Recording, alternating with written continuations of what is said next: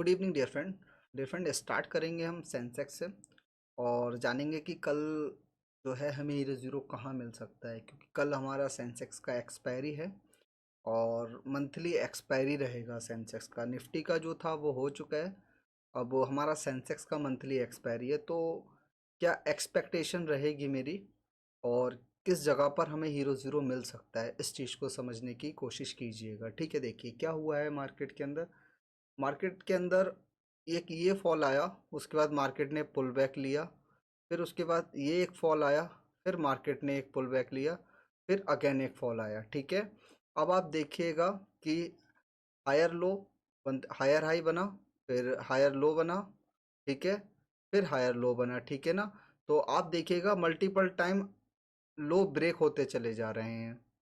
ये लो ब्रेक हुआ, ये लो ब्रेक हुआ, बट ये लो ब्रेकआउट नहीं हुआ। ठीक है, और यहाँ पर हमें हाई मिला और वहीं से मार्केट ने एक फॉल करना स्टार्ट किया। ये जो टाइम फ्रेम है ये 30 मिनट का टाइम फ्रेम है। ठीक है, हमने आपको कल भी बताया था कि मार्केट के अंदर एक डाउन साइड का मोमेंटम एक्सपेक्टेड है। ठीक है, बट अब कल क्या कर सकते हैं, कल का सिनेरियो थोड़ा सा डिफरेंट रहेगा, इस चीज़ को समझिएगा। ठीक है, देखिए अगर मार्केट यहाँ से ऊपर निकलने की कोशिश करता है, अभी लेवल की बात नहीं करूँगा, लेवल की बात हम छोटे टाइम फ्रेम पे करेंगे। अगर मार्केट यहाँ से ऊपर साइड से निकलने की कोशिश करता है तो फिर अगेन हमें फॉल देखने को मिलेगा, फिर ये लो जो है हमें ब्रेकआउट होता हुआ नज़र आएगा। बट आज क्या किया है मार्केट ने, आज इस लो को ब्रेकआउट नहीं कर पाया। ठीक है ना, मतलब यहाँ पे बायर के अंदर कुछ पोटेंशियल थी जो इस वाले लोगो ब्रेकआउट नहीं कर पाया या टच नहीं कर पाया। ठीक है, मार्केट ने क्या किया, एक रेंज में ही ट्रेड किया। ठीक है, अब क्या है, अगर इस रेंज के ऊपर निकलता है और सस्टेन हो जाता है तो एक बुलिश मोमेंटम हमें देखने को मिल सकता है। टारगेट हमारा ये वाला रहेगा। यहाँ से निकलने के बाद अगर अप इस तरह से निकलता है तो एक हमें डाउन साइड का मोमेंटम देखने को मिलेगा। और अगर गैप डाउन हो जाता है कल इस लेवल के नीचे, अगर गैप डाउन हो जाता है तो एक थोड़ा वेट करेंगे पुल बैक का, और उसके बाद यहाँ पर अगर हीरो ज़ीरो बाय करेंगे तो बहुत तगड़ा एक हीरो ज़ीरो हमें बाइंग देखने को मिलेगा। लेवल जो निकल कर आएगा वो 82,000 का लेवल होगा, 82,000 का लेवल होगा। 82,000 का लेवल अगर ब्रेकआउट हो जाता है तो एक हमें बहुत ही अच्छा डाउन साइड का मोमेंटम देखने को मिल सकता है। ठीक है, इस चीज़ का ध्यान रखिएगा। देखिए अगर ये लो ब्रेकआउट हो जाता तो मैं कंफर्मली हो जाता कि हाँ मार्केट के अंदर डाउन साइड का मोमेंटम आ सकता है।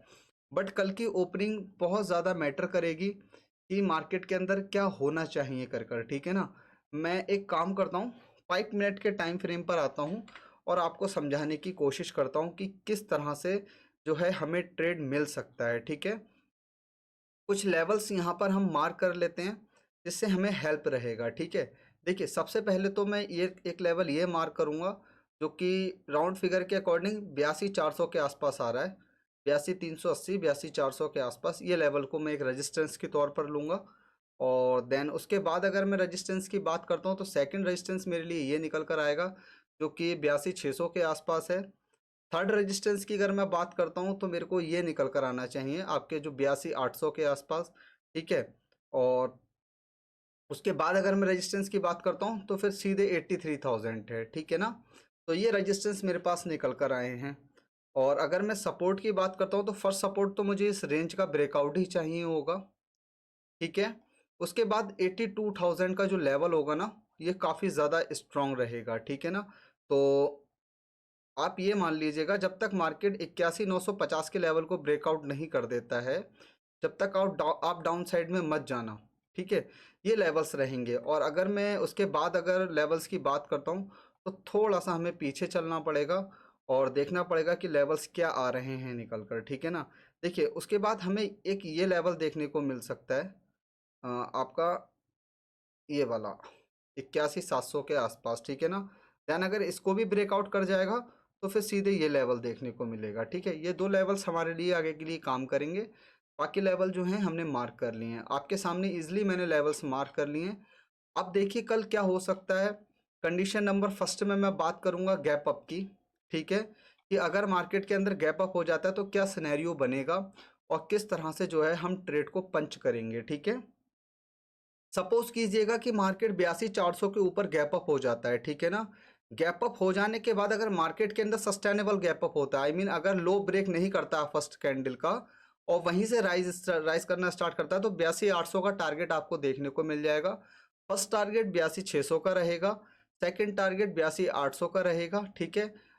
और अगर अच्छी बाइंग आ जाती है, पुल बैक लेने के बाद अगर ऊपर निकलता है, तो 83,000 तक इनफ है, क्योंकि 83,000 पे बहुत ही अच्छा एक सेलर बैठा हुआ है।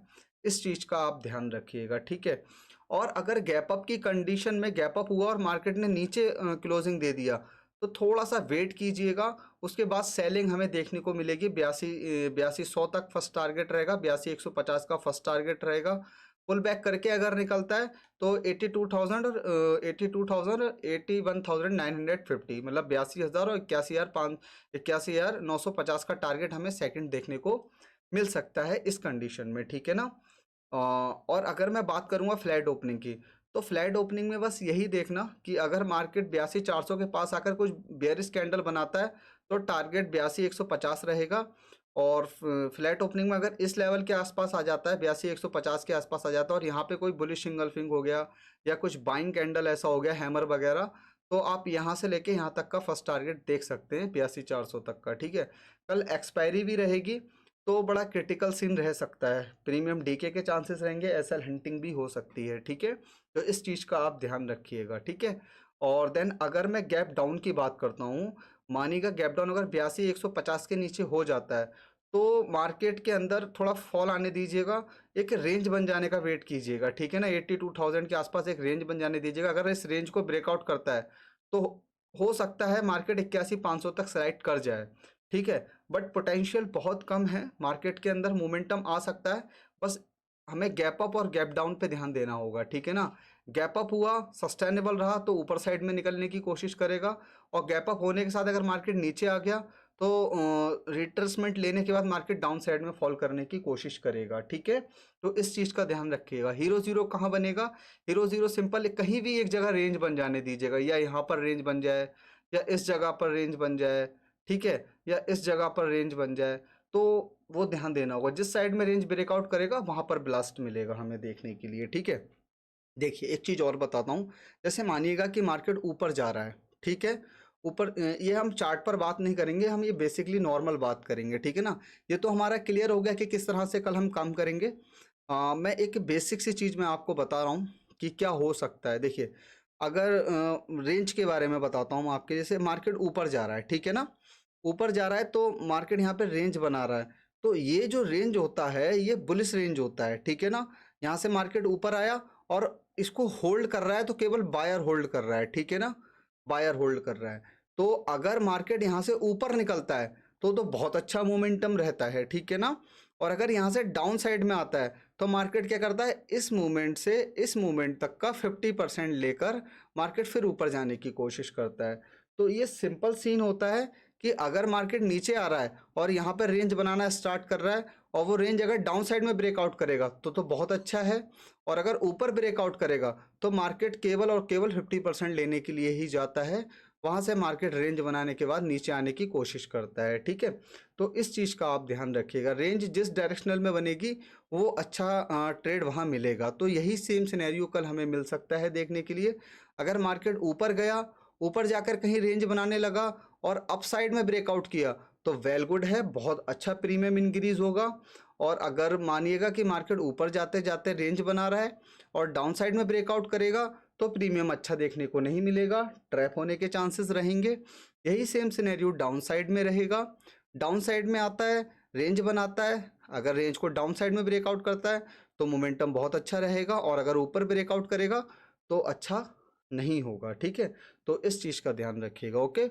अदरवाइज टेलीग्राम चैनल के अंदर मैं आपकी हेल्प करता रहूँगा। यहाँ से इस जगह से ट्रेड पकड़े थे कल, आज सॉरी, और काफ़ी अच्छा टारगेट रहा। 82,900 का कॉल पकड़े थे, 355 से लगभग 600 तक वो गया। काफ़ी अच्छा मोमेंटम रहा, कल भी ऐसा ही मोमेंटम देखने को मिल सकता है। बट कल के लिए थोड़ा क्वांटिटी को मैनेज करके ही काम कीजिएगा, okay. Thank you so much.